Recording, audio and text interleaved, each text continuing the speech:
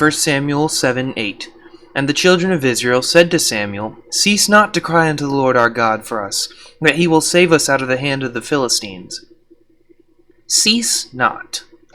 Reminds me of 1 Thessalonians 5:17, pray without ceasing, as well as Luke 11:9, knock and it shall be opened unto you. The Israelites knew that God wanted them to go to him with persistence, and he wants the same from us. Does he know everything we think? Does he know what we need? Well, yes, but he wants us to talk to him, to ask him for it. Just as we all, even the most introverted among us, of whom I am one, crave human interaction, similarly, God desires for us to interact with him. He doesn't need us. He doesn't necessarily crave our interaction either, but he wants it. He created us to serve him, but not unwillingly. It is true that those who don't obey him will be punished, but he won't force anyone to obey him. He leaves that to us, to go to him, to pray without ceasing, to cease not to cry unto the Lord. Welcome back to Into the Westerley. It's been a minute, hasn't it? I almost showed something there. Sorry about that. The first week, I let y'all know I was on a trip, and then the second 2 weeks, I got really busy. But, that being said, I did get a lot of work done in digging out the mountain over there. Also learned that one beacon can apply haste too. Didn't know that before. Feel kind of stupid now. Anyway, here's something that I'm working on, but that's for later. I'll show y'all what I've gotten done here. I did the interior of the barracks. Y'all saw me in the intro time-lapse. Just call it the intro. Putting these tables here and the chairs. I added these like 5 minutes ago, honestly. Not even. Maybe 5 minutes. I don't know. It hasn't been long. The tables I put up last night at some point. And last night for me is Tuesday night. Because I'm filming this on Wednesday. Anyway. This I just did. Tables have been here for a bit. Y'all saw that. This here is the sleeping quarters of the barracks. See all the beds here. How many beds do I have here? 12. Y'all probably already counted by now. 4, 7, 19 beds. That is an odd number. Oh well. And then up here, window. This is not going to stay here. I just have it here to help me with storing things and moving stuff around while I put these maps here. So far, so the easy part was getting, check that out, I can zoom in, this is so cool. Wait a second. Boom. Whoa. So anyway, I got, the easy part was this, because, you know, there's me, and it was easy to get Castle Greenlee. And then I had to fly around and get the other bits, and that's what I've done so far. I've done all this so far. It's funny, I thought going out to here would be enough. Going out to this map right here. Hang on. Going out to this map here would be enough, but then it didn't catch the path and part of the village and Tomato God's winery. I think that's how that's pronounced. I don't know. I have no experience with alcoholic beverages, and I don't want any. Anyway. And next, I'm planning on getting... next, my plan is to get these. That's why I've got this, this, and this in my hotbar here. Because I'm going to go flying off. This is this map. See? I'm gonna go here, then go here, then go here. At least that was my plan. So, that's that. Oh, I gotta show you what I've dug out so far. And the camels. Those were in the post I made a couple weeks ago. Camels. I call them Marcus and Narcissa. Most people hear Narcissa. I haven't named them yet, but I need to name them that. Most people hear Narcissa, they think of Harry Potter. This is not from Harry Potter. This is from American history. If you know, you know. Marcus and Narcissa Whitman. There you go. Figure it out. So, the reason I call them that helps to glide first before trying to fly.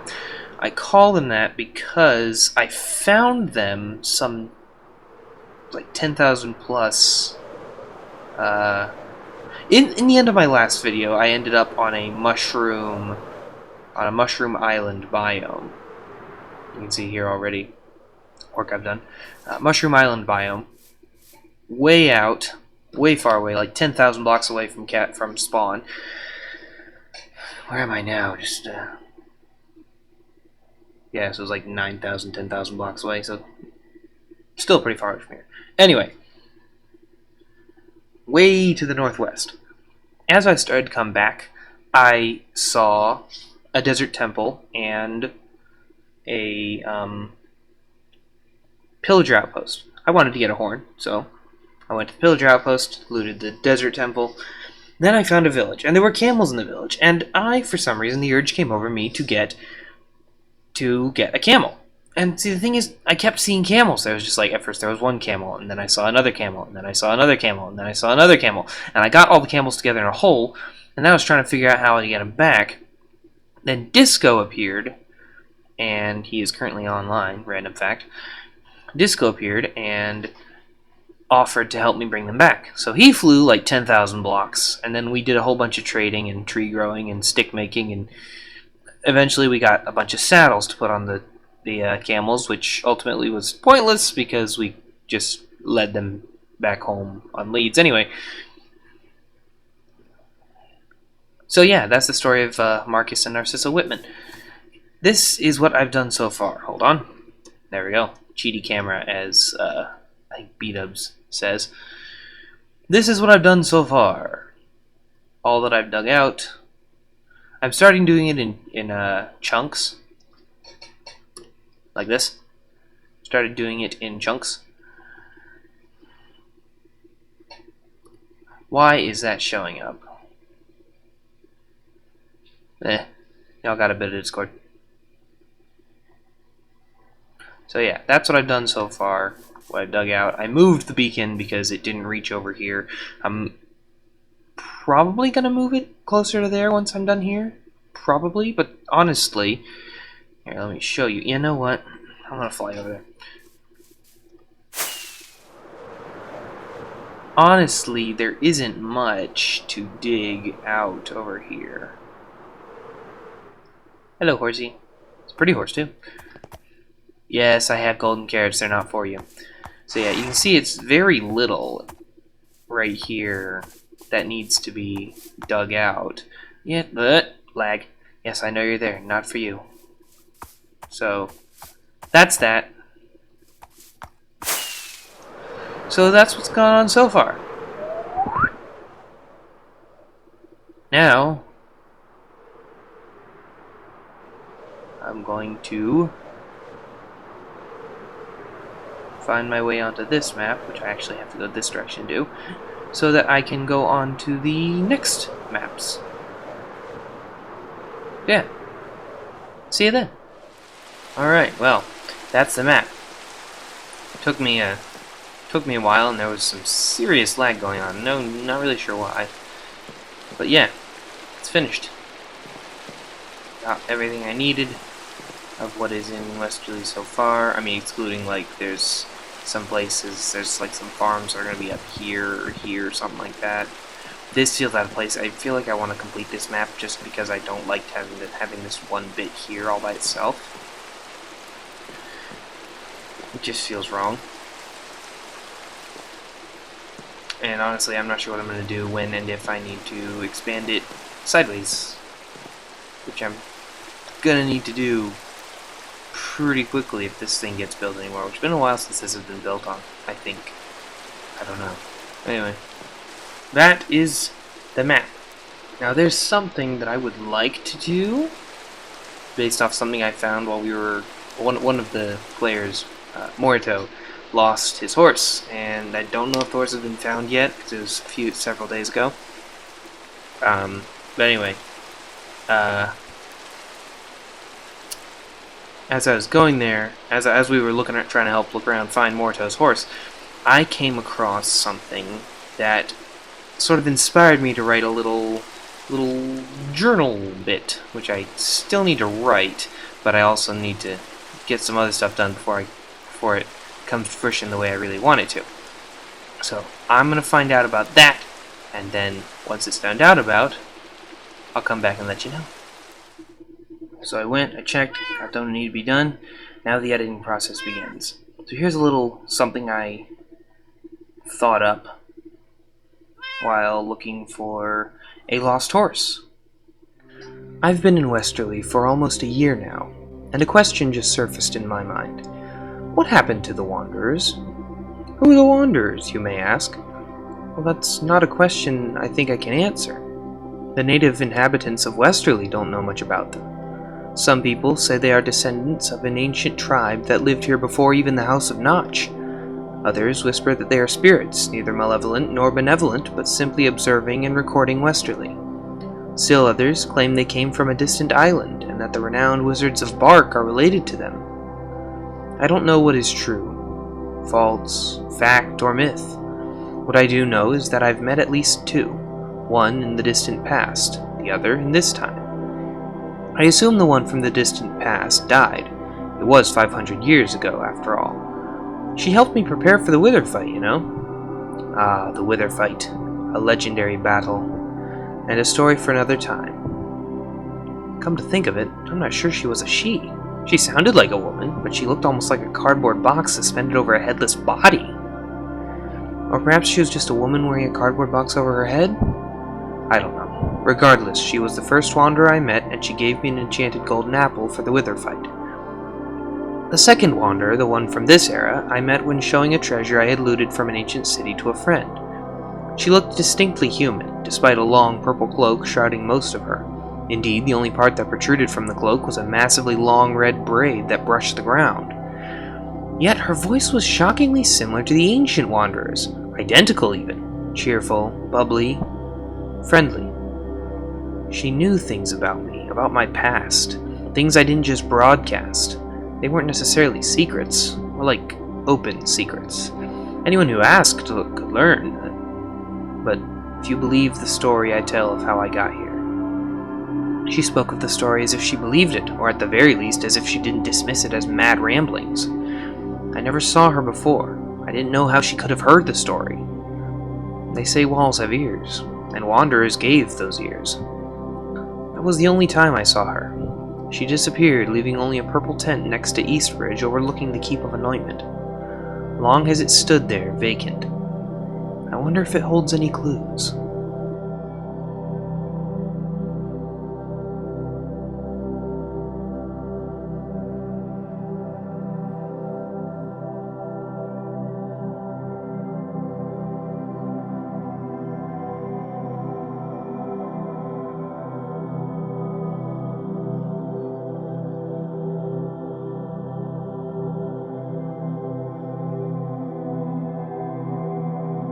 Wanderer. Empress, a little bit. These folks of Westerley are incredibly kind and lovely. I do hope they are able to create a beautiful kingdom, much like my Westerley before. It's time I went back to find my old home and settle into a life that befits me. I've left my mark, a symbol of wonder and curiosity. To any wanderer to come after me, take care of them. Make sure they continue to be kind and wonderful. Much love to this world and its inhabitants. The Wanderer of Old Westerley. Is this what happened to the Wanderers?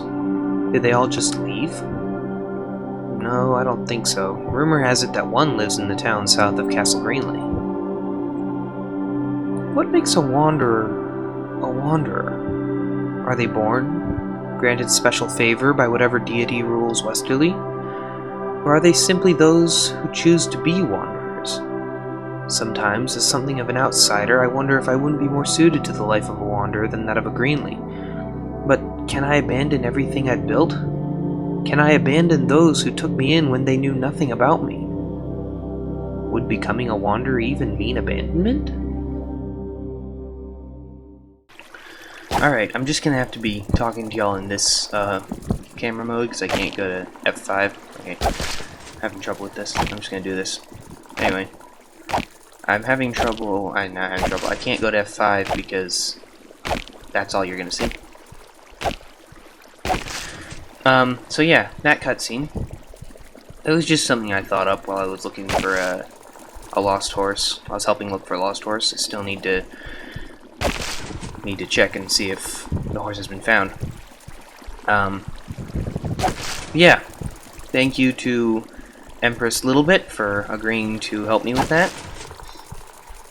I think for the next part of this video, I'm going to see if, in the time I have left between now and when I need to or want to upload this video, I have enough time to dig out the rest of that mountain. Once I'm done farming these guys, obviously. Yeah, see you there. Now I can actually have 5 correctly. Haha. Has my name tag always been over my head? I feel like that's new. Have I always been able to see my name tag? I'm gonna have to go back and watch my old videos to be sure.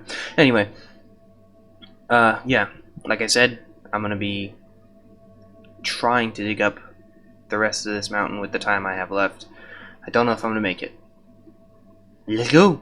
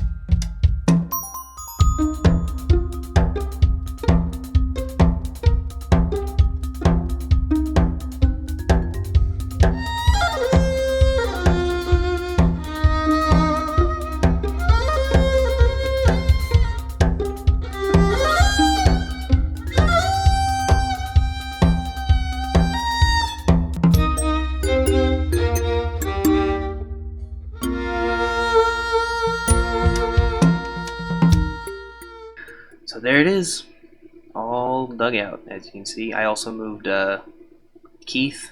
I decided to name him Keith. I don't know why, just because I wanted to. I'm going to be terraforming this next. And by terraforming, I mean I'm going to be adding, like,